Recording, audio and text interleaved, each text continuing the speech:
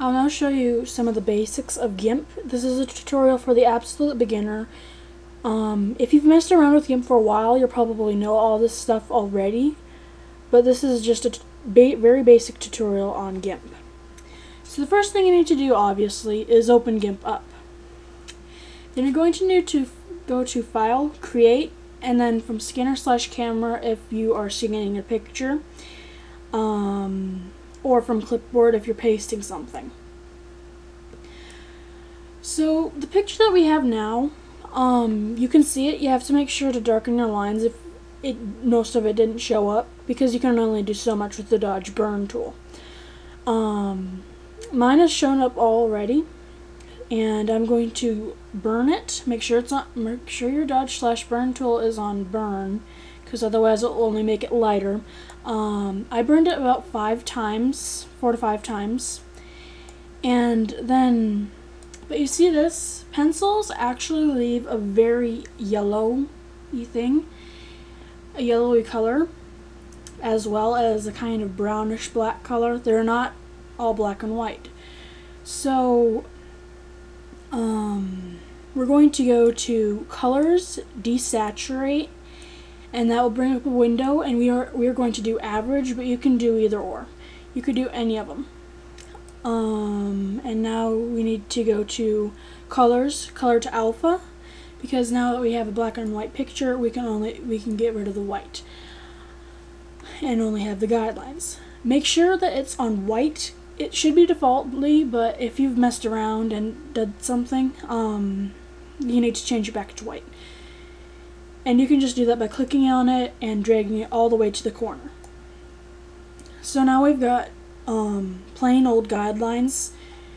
It was very important that we burned it at first, because otherwise we wouldn't see very much of this at all. Although I suppose you could burn it later, but I just usually do it beforehand so I don't forget.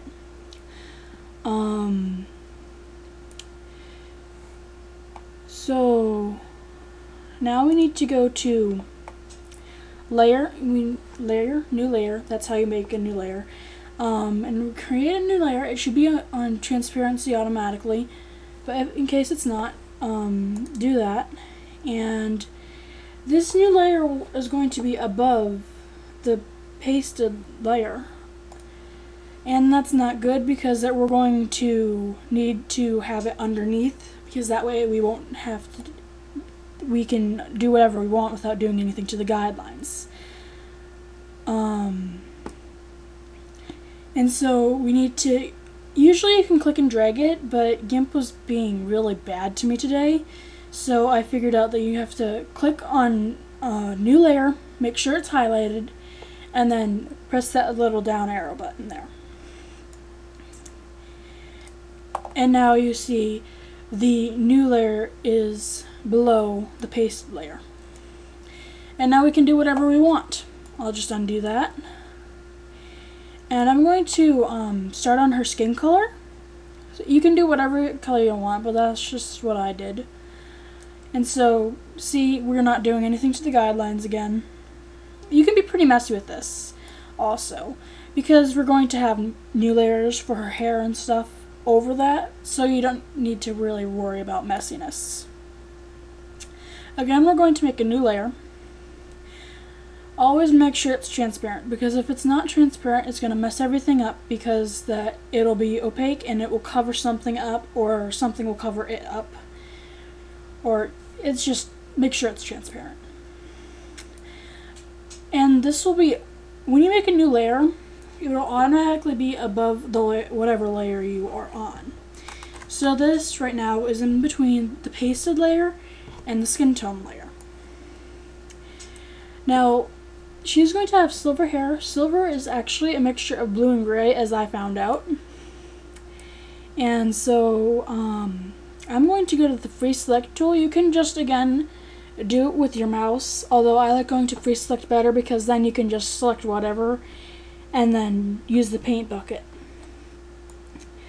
So when you use the free select tool, you can either click, click, click, click, click, or click and drag.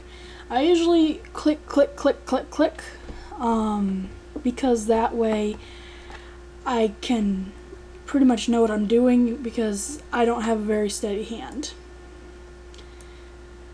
And this is what the guidelines will look, the selection will look like when it's all done. To finish off your selection with the free select tool, make sure connect the last endpoint to the starting point.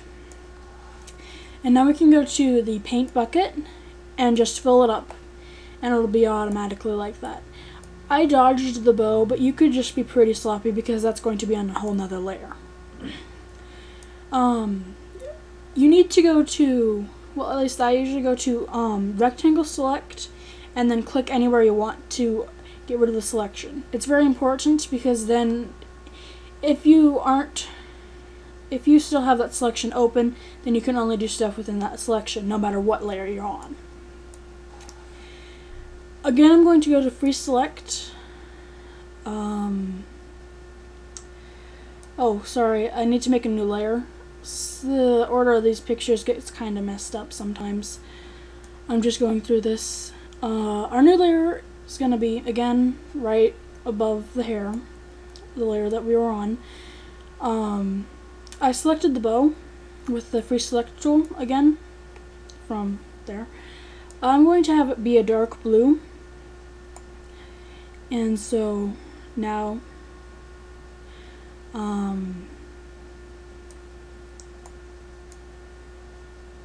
we can go to the paint bucket and fill that up. You need to get on the pasted layer now, so make sure that you're on the right layer. And then go to free select again. We're going to give her another eye. Most people have 2 eyes. It looks more natural.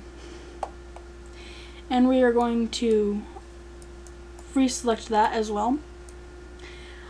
This time I remembered to take a snapshot before I connected the 2 endpoints, so that's what it should look like about. And then just connect those 2 and you'll have your selection. Go to right click it, and go to edit, and then we're going to need to copy this, and go to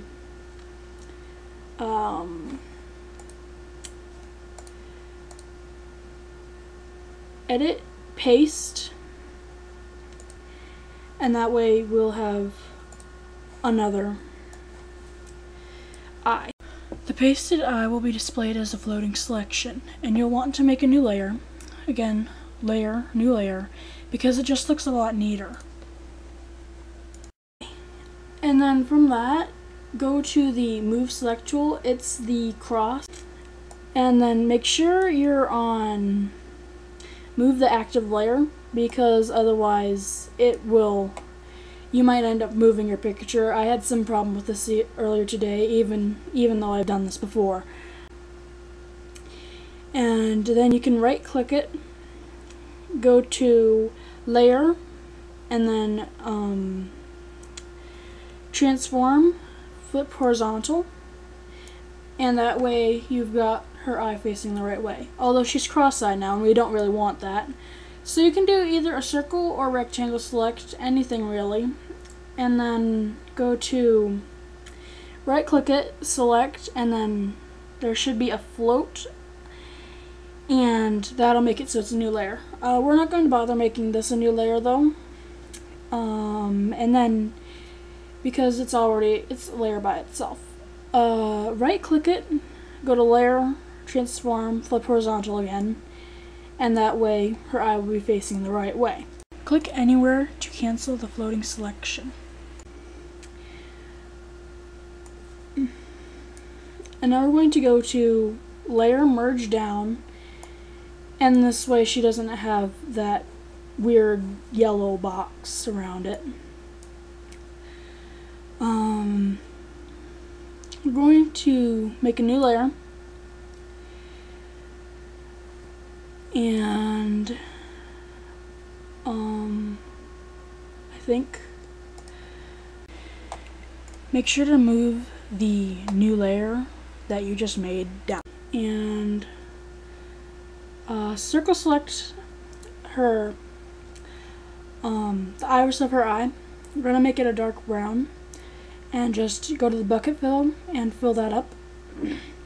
And you can click the little black and white squares right by your foreground background color.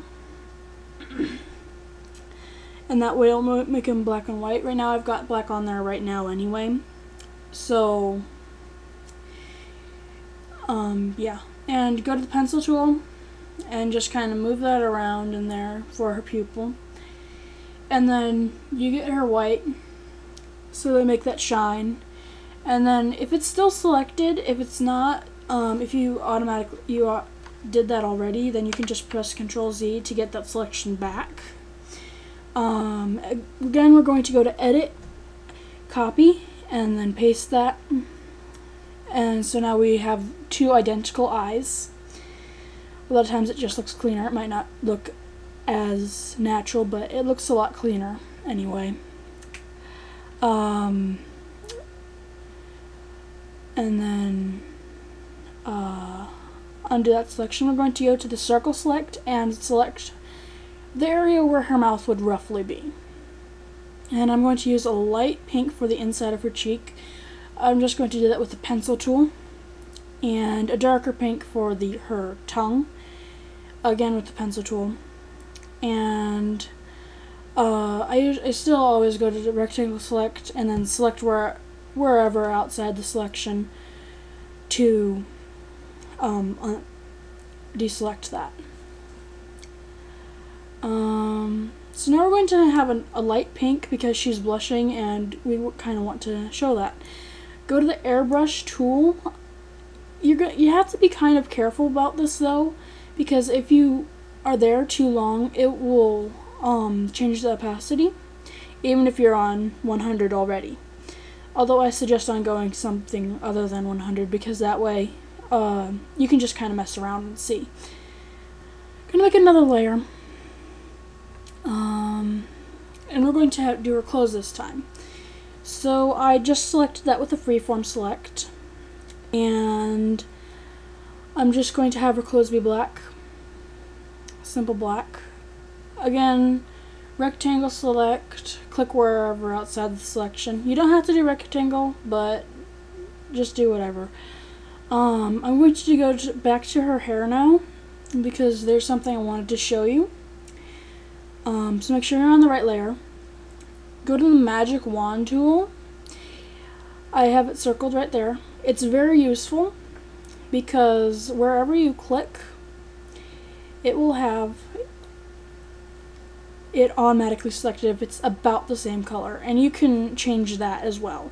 You can make it be pickier or laxer about it, but it will select pretty much one type of color. First, we're going to go to the color picker and repick the color of her hair. And we're also going to have the white color as well. You're going to need to flip these around. There's a little thing right at the corner of the foreground background colors. This one is at the upper left corner, and that will flip your colors around. And so now we go to the gradient tool. And so right now we're going to want white and then the silver. And now, depending on how far you go with the gradient, it'll do it differently. If you do it small like I did, it will just make it a small highlight, and then the rest of it will be the regular color. And there's our finished product.